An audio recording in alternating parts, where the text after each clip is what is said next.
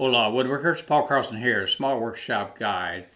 We're going to do a virtual shop tour today. We've done about 3 of these before. We did one for a guy named Don Bean up in Portland who had a big shop. We did one for Gary Podger in Brisbane, Australia, and he had a beautiful new shop. And then we did one for Mike Newitt where he had the automated vices on his workbench. And those have all been very popular by my 3 or 4 subscribers to my channel. So I thought we'd try another one. We've got a fella named David Jackson down in Orange County. And so I'll introduce him a little bit more in a second. The idea here is that we look for smaller workshops, not these gigantic ones that I've filmed the first 3 times.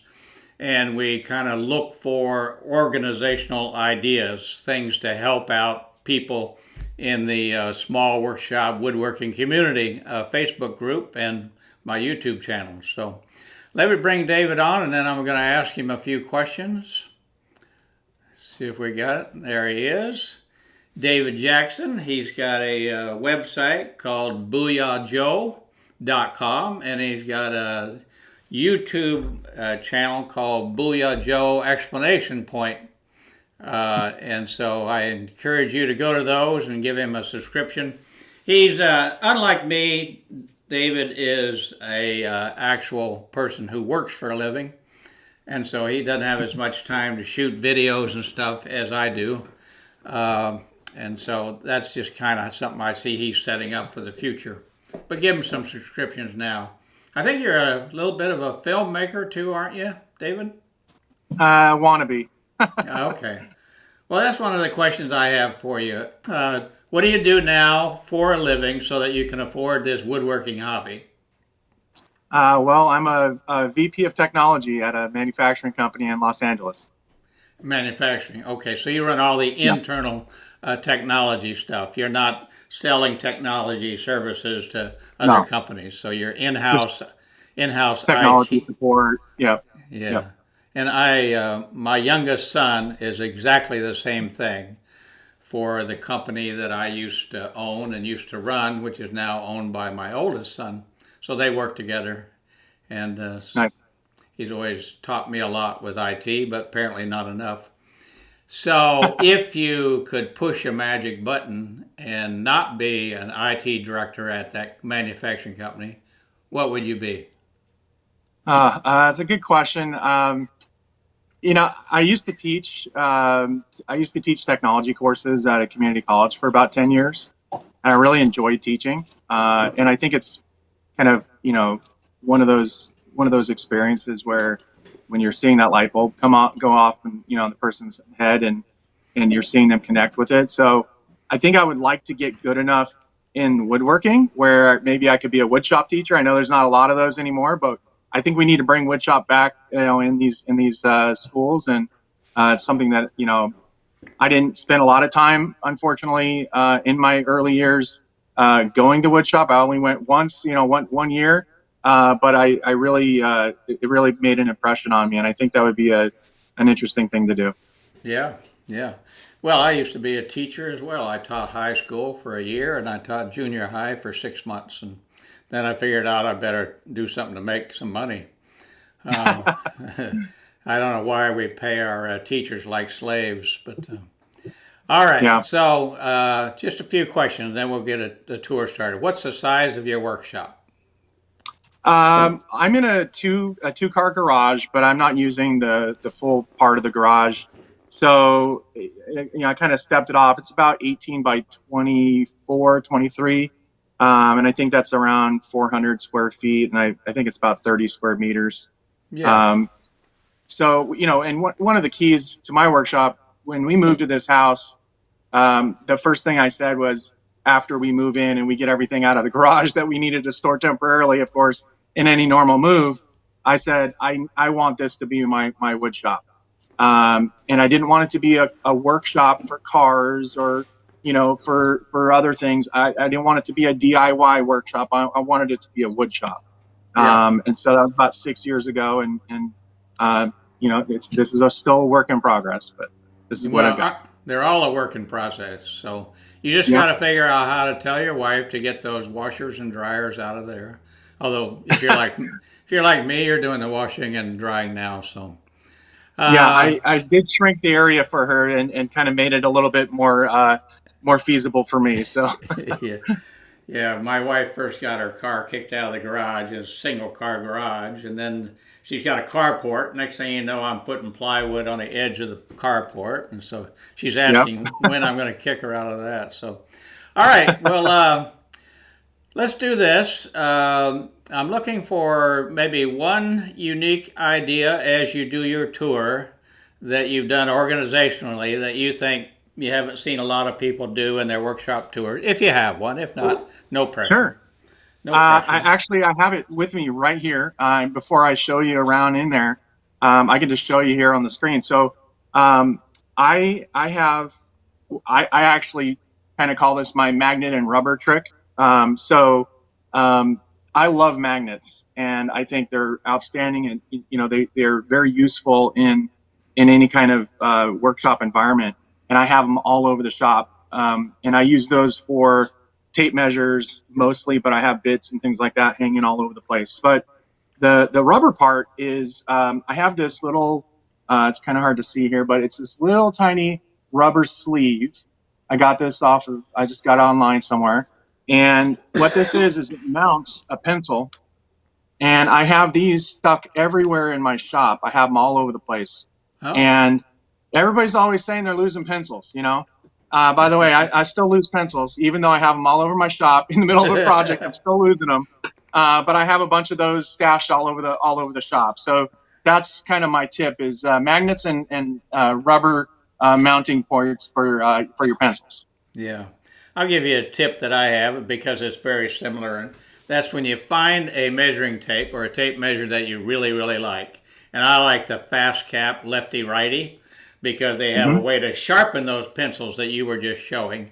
So when you break that lead, you got your measuring tape right there. So I bought Yep. about four of those, and so I have one over by my table saw, one by my miter saw, one on my in my apron, one on the tool wall, because Right. you always want to measure something, and it's never in your pocket where you thought it would be. So Exactly. Yep. all right, all right. So all right, that's cool. I've got a little telescoping magnet that I use to pick things up behind workbenches and stuff when I drop them, screws and stuff. A lot of times I can't see them, so I just use that magnet and pass it all over the floor, and it jumps on there. Right. And then, of course, the Well, you know the rule. As soon as you drop a screw, it disappears forever. So. oh my God, it's just I have dropped some things and never found them. Yep. Even though I tore the whole workshop apart. So I think sometimes they go into a shoe or a cuff or so. I don't know where they go, frankly. All right, well, let's get going with the view. What would be the best way for you to give us the kind of the big picture? Go out in the driveway and Yeah, kind I'll of start come out in the in. driveway. How about that? All right, so let's get Let's set take you up for with me that. here. All right, and I'll switch All over to right. just your camera. Yep. And I'm down in a little picture in the corner. And your nice neighborhood. Thank you. All right. So I switched to the back-facing camera. Can you hear me okay still? Can hear you okay, and the picture is great. Great. Yeah. So here's just a quick pan of the garage here, and you can see my setup.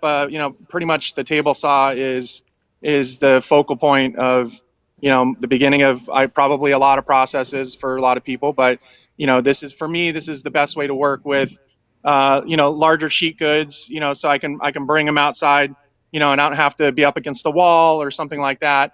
I could just bring them right off of my trailer, and then just start cutting them down. I do have a track saw, but if I'm using like 5x5 sheets, then it's a little bit easier to put those on the table saw than it would be like a big 4x8 sheet. But yeah, this is sort of the way I've got everything in here.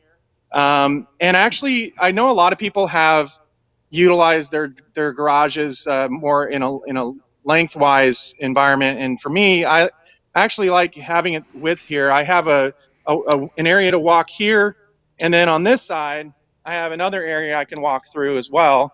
So I could pretty much get into the garage, into the workshop from any of these areas.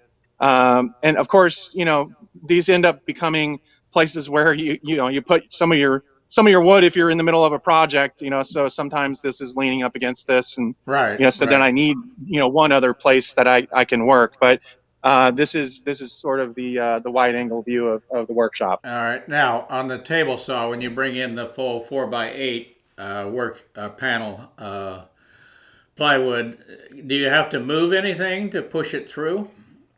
In other words, Not really. No, so you no. can I put. have my workbench here. It's not a traditional workbench. It's just a typical garage workbench. But it's really more of an assembly table.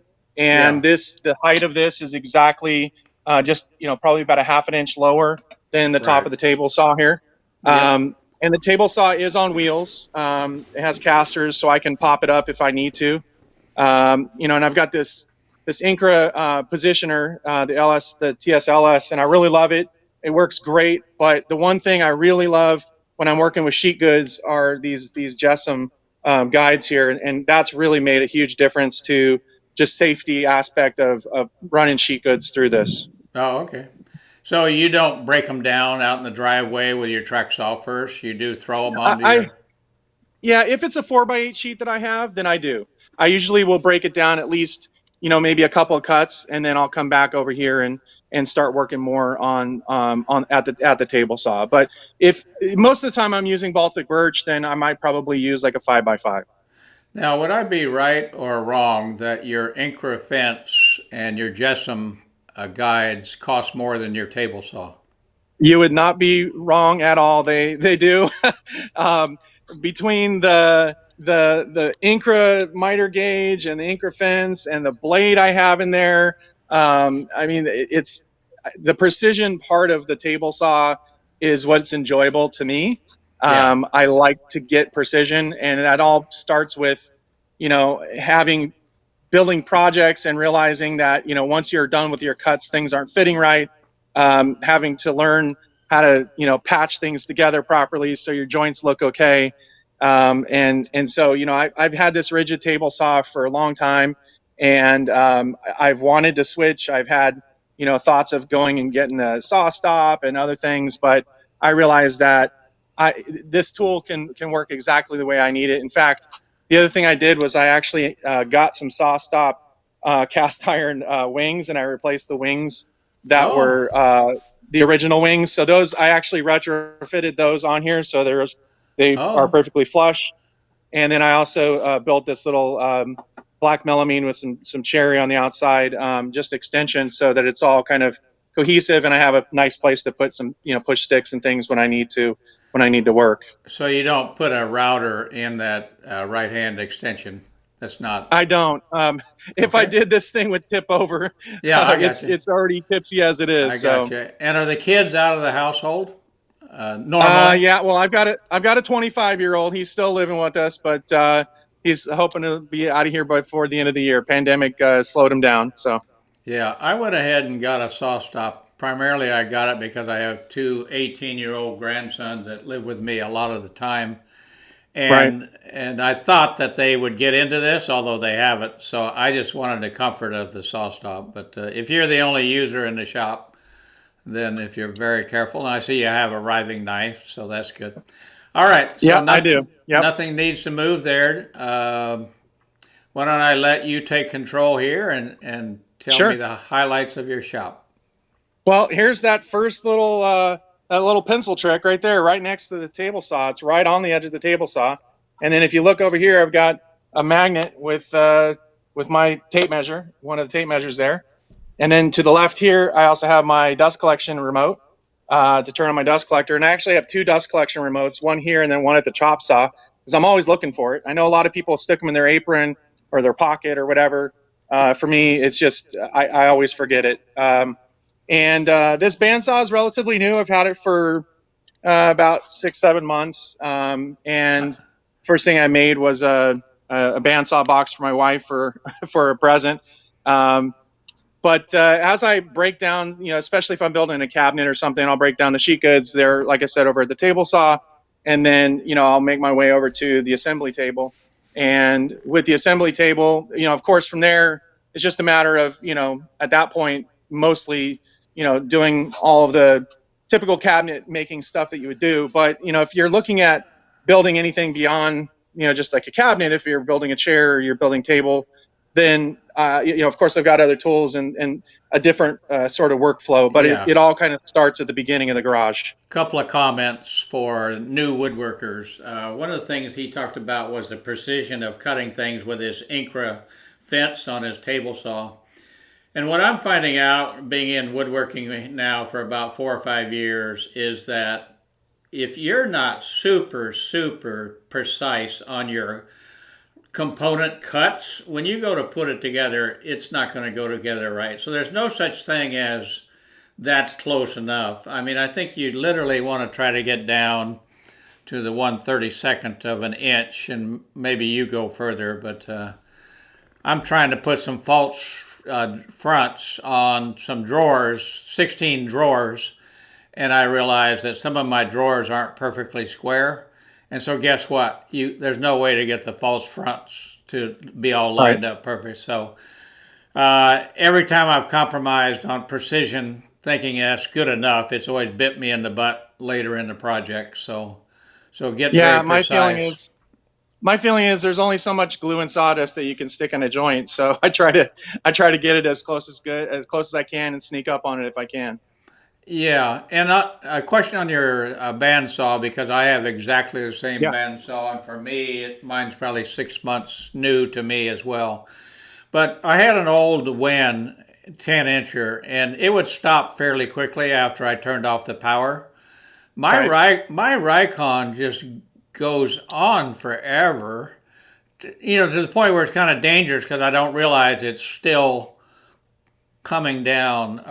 Right. Are they all that way? Is there Well, a it depends, I guess, on what you're cutting. I have I think this is, I can't remember what the brand is, but this is definitely a bigger blade on it. I think it's a 5/8 or maybe even a 3/4. I was cutting down some Purple Heart, and of course we know yeah? how thick Purple Heart is, and that's what I was using. So as I was cutting down just the big chunks of it, once I got down to the smaller blades, I think I had a 3/8 blade on here, and boy, that really started wandering on me. But what I realized is that of course, it was a new tool to me. Once I started figuring out how all the different components needed to work as far as all the tension and bearings and things like that. Then it started working better for me. But yeah, I would agree with you. Like, it didn't bog down at all for me, and that was one of the reasons why I got this saw, because I heard a lot of people say that it was a good tool for resawing, and it's actually one of the main reasons, and probably one of the only reasons that I bought it, was for resawing. I have got some walnut in here, and I've got some other stuff in another shed that I've collected, and I wanted to resaw this down, and I've thought about finding somebody local that might have a bandsaw, and honestly, it's taken a long time to use some of this wood, and so this is sort of I know we always say this when we're woodworkers, but this is sort of the last tool I think I need for my milling operation. Yeah. Again, the question I had was, do you find that the blade after you've shut it off just keeps running, and it's Yeah, I don't think so. I mean, very yeah, again, I quiet. think it So just depends on I think on the bearings and on the tension. I would say, yeah, it definitely it is very smooth and it is quiet. Um, yeah. All but right. I can definitely still hear it. All right. I'm always Well, I'm always paying attention. so probably the mistake I make is wearing wireless headsets and listening to music. There you And go. so then the downside of that is sometimes you don't hear things you should be hearing in your workshop for your Right. safety. All right, Yep. fire away. Sure.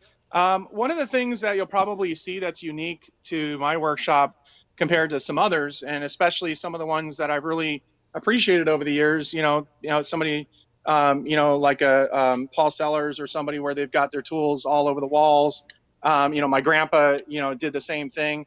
I'm not really a tools all over the walls type of guy. I do have some tools on the walls, but most of my stuff is organized. It's not just organized, but it's mostly labeled. And when I say organized, I mean organized and hidden. So to me, organization isn't just putting it up on the wall where it has a spot to go. It also encompasses sort of cleanliness. I like to have my shop clean. I like to have a clean vibe when I walk out here. And then the same thing goes for organization. My wife, luckily, has been one of those people who absolutely loves hanging out with me in the shop. Oh, And really? I'm lucky enough. Wow. I'm lucky enough to have her, and she's a great shop assistant. And the nice thing about having something where it goes back in the same spot every time, and you put it away every time, that means that somebody can go find it if they know where it goes or Right. where it is. So that's really helped us quite a bit on processing some of this stuff and making these pieces. All right. Yeah, I guess I would say I'm the opposite. On one wall I have a tool wall with all sorts of stuff on it, and then on the opposite wall across the garage I have a French cleat wall system. So Right. for me, literally everything is out. And there's some things I find that if I don't have them out, I won't use them. And for instance, a sharpening station. Right. I do a reasonable amount of work with my chisels and my hand planes, and they don't keep that edge all that long, at least with my lack of skill at sharpening. And Right. so if I don't have that diamond stones and that stuff sitting out, I won't use it. Right. I'll go another 5 minutes trying to cut it. So Well, I'll give you an anyway, example of what I do for mine. So here in this cabinet is where I actually have a set of chisels that I use, and I sharpen those probably, I don't know, once a month or so.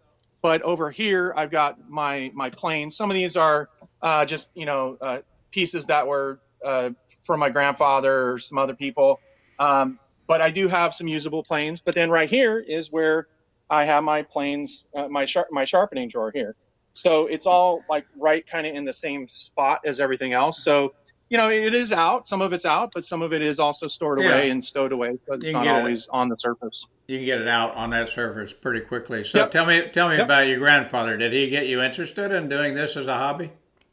Not really. I think what made me interested as a hobby was my wife wanted a table for the entryway, and we didn't want to spend more money. We were young and didn't have a lot of money, and so I said, oh, I can make one. So it was go grab a circular saw and a drill, and I always call it the Home Depot special. It was pretty atrocious compared to my standards today, but I went out and I got some legs that were already turned, and I got some 1x2s and a sheet of plywood and made her a table and painted it, and I was done. My grandfather, he was a woodworker, a true woodworker. He had all the machines you could possibly want. He lived in another state, so I didn't see him very often. But when I did, it was always exciting to go see what he had and what he was making, and he made some really beautiful pieces. And then I didn't get to spend a lot of time with him over the years, and he passed away very early in my adult years. But my wife's grandfather, he had a really tiny little workshop, and he shoved as many things as he could into that thing, and he made a lot of pieces of furniture. And I did get to spend a little bit of time with him and learn about some of the things he did. And I actually have some pieces from him, like I said, some of his tools and things that he used. And so, yeah, definitely, it's in my blood, and it's in my family, if you would. But I just didn't realize it until I started needing to do it. And once I did, I realized I really loved it. So your dad didn't do it that much? No, it was a generation skipped. And, my Yeah. son's 25 and he has no interest in it. Yeah. Maybe one Interesting. day he will. I don't know. Yeah. So did other people share those tools with you, or did you get them all? Well, When my wife's uncle got some tools, and I think I got most of the sort of the leftovers. So Oh maybe one darn. day I'll get the rest. Okay. All right. So on that So here, wall we're looking at well, there. Okay. yeah. Go So ahead. so Fire. basically, in this section of the shop, everybody who has a chop saw probably absolutely hates it. I mean, it's the first thing everybody wants, and then when you get it and you start using it, you realize it's the dirtiest piece of equipment in your shop. And I think I've seen some of your, I saw it on another tour as well, where you said, get rid of the chop saw. That'll solve your dust problem. But right here, where the chop saw is, where the dirtiest part of my shop is generated, I actually have a air filter as well. So, that helps quite a bit cut down the dust. But I usually will break down pieces here and then obviously bring them over to the assembly table, do further milling on it. And then I've got the joiner. And, yeah, I bought this Rikon saw new. I bought some other, tools new, but this thing I bought at a garage sale for about $300, and it has been phenomenal for me. I did put on a helical head on it, and that's definitely improved the quality of the joining operation. But once I'm done with that and I'm getting ready to assemble, and I want to have, sort of get things prepared to a point where it's almost, stain ready, then, this is the workhorse here, my 16 and 32 Supermax. And I love feeding stuff through this, especially if I'm doing, cabinet faces or whatever. Yeah. It just really saves not just time, but also the hand fatigue. I've noticed that, I'm 45 now, and I've noticed that, by the time I'm done sanding all this stuff, it's not necessarily that I don't want to sand anymore. It's just, it hurts. Like, my hand's vibrating, and it just probably isn't the best thing for your nerve endings after a while. So this has really helped cut down on that.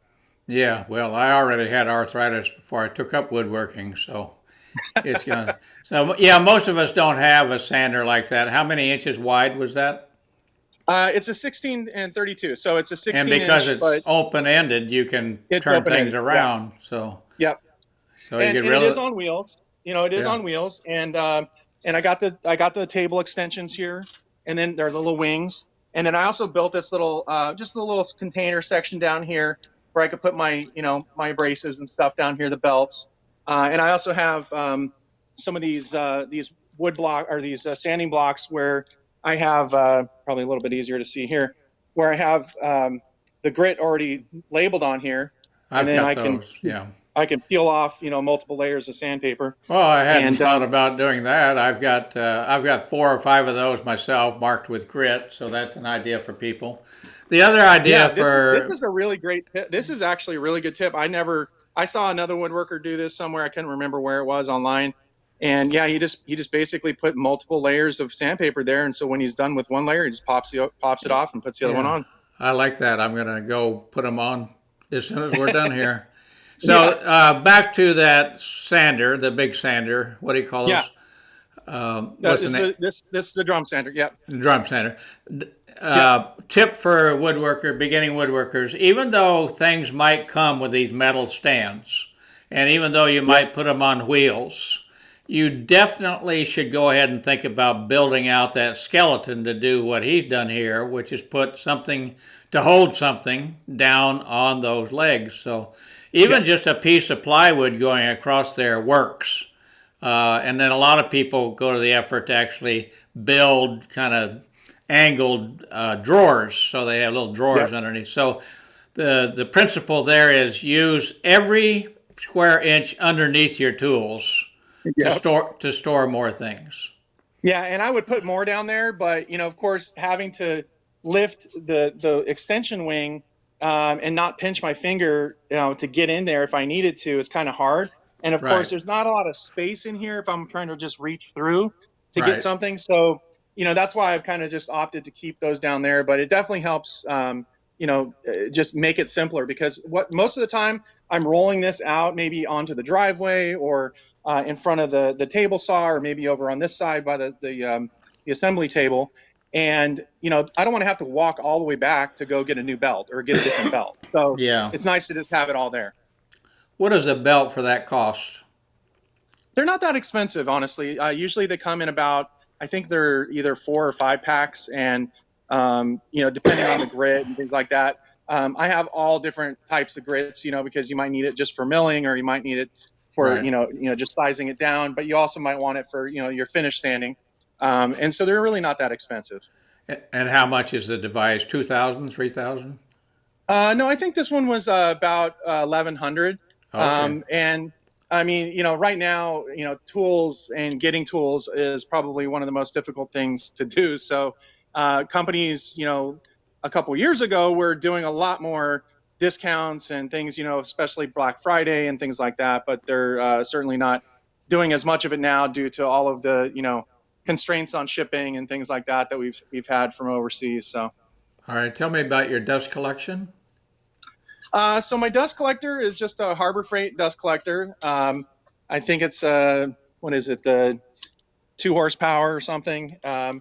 It's not it's not the most powerful thing, but it fills that bag. And I also got this Wind Environmental filter, and to try to cut down on the extra fine dust that's Right, right. that I was talking about earlier. And my dust collection, the way I have it set up is I've got my blast gates here. I've got it. You can see I have just kind of a loose hose that's just sort of sitting here. I use that for the drum sander or other tools that are needing to be hooked up to it directly. And then this one goes to the chop saw, and then this one goes over to the table saw area. And I'm saying table saw area because by the table saw, I have another section here. Let me see if I can get in here. Let me pop this tool down. And again, everything's on wheels, so it's nice. But over here, I've got another section. And so you can see, this is the thing you probably have seen on the video the whole time we've been on. So that's what's directly coming over there from the blast gates over there. But I've also got 3 here. So one goes to the jointer, one goes to the bandsaw, and then one goes to the table saw. So I have all of those closed until I need one, pop it open, and then I'm good to go. So, Yeah. Of course, only one tool at a time, but it works pretty well. A lot of guys would say, hey, you need to have all that piping as opposed to the corrugated hose.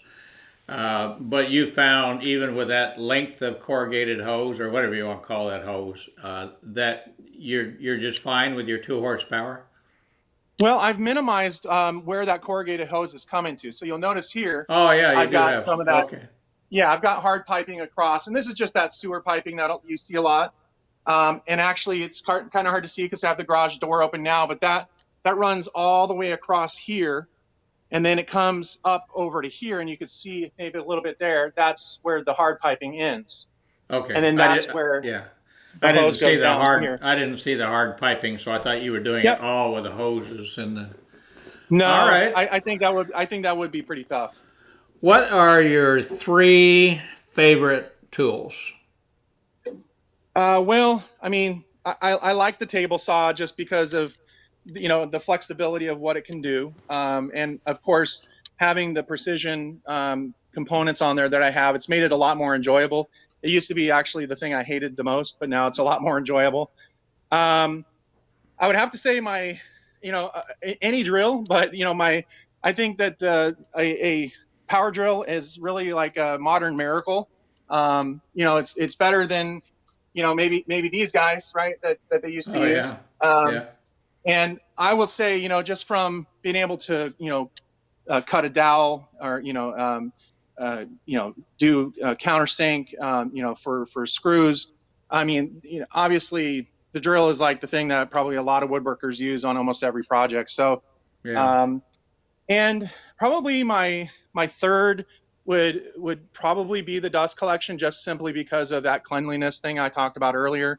It's not just for cleanliness; it's also for health reasons.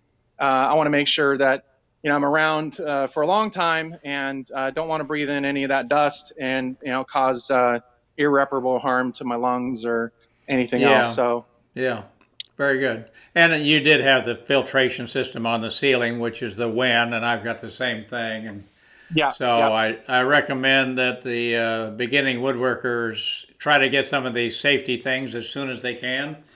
Although, you got to be careful when you get into a hobby not to go crazy and then find out it's really not your hobby. So start I agree. slow, build stuff with some hand tools, Yeah, And there's my first safety device right there. yeah, Right, the mask and the glasses. So, all right. and I know in all your videos you've always got some safety glasses on your on your hat. So Yeah, I know they that do a that's lot of good important up for you as there, well. don't they? I can't tell you how often I've been looking for my safety glasses only to find them on top of my hat. But all right, well, I think that gives us a really good thing. I'm seeing a little bit of wavering. I don't know if our bandwidth. Everybody may be getting home where you are, and they're all eating up your Wi-Fi or something. But I I so don't know. I really appreciate it. Again, your YouTube channel, although it's not something you're major focused on now, but maybe someday, is called Booyah Joe! Explanation point. Yeah, And you've even got a I really do nice also little have. website since you're an IT guy. I also do have Instagram that I use for woodworking, where I don't really have a YouTube woodworking, but my woodworking is called Rebel Scum Woodworks, and it's because of my Star Wars fascination. But I also post videos, and just kind of short videos and things about projects that I'm building on that. So Rebel Scum Woodworks. Yeah. Okay.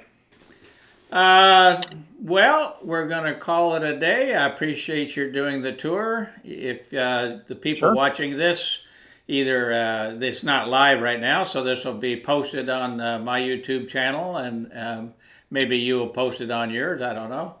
And we'll Yep. probably show it over on the Facebook group as well. If you like the tours, let me know in your comments because they take a little bit of effort, and I've got a few more good ones that I'm thinking of doing. And I'm even going to jump in an RV and travel around at least the western United States and maybe British Columbia and visit some workshops. I'm going to try to visit Dennis Bean and Don Bean and Cody Moss, some famous characters. I don't think I'll get up to see Mike Newitt. He's way up in British Columbia or Alberta somewhere. He's probably a little out of reach. But anyway, so we're going to do some more workshop tours. I never get tired of them. Probably the most common thing I search for and watch on YouTube and pick up so many good ideas. So in getting out of here, I'm going to take you to a little scene. Thanks very much for the tour. Here's our little exit scene.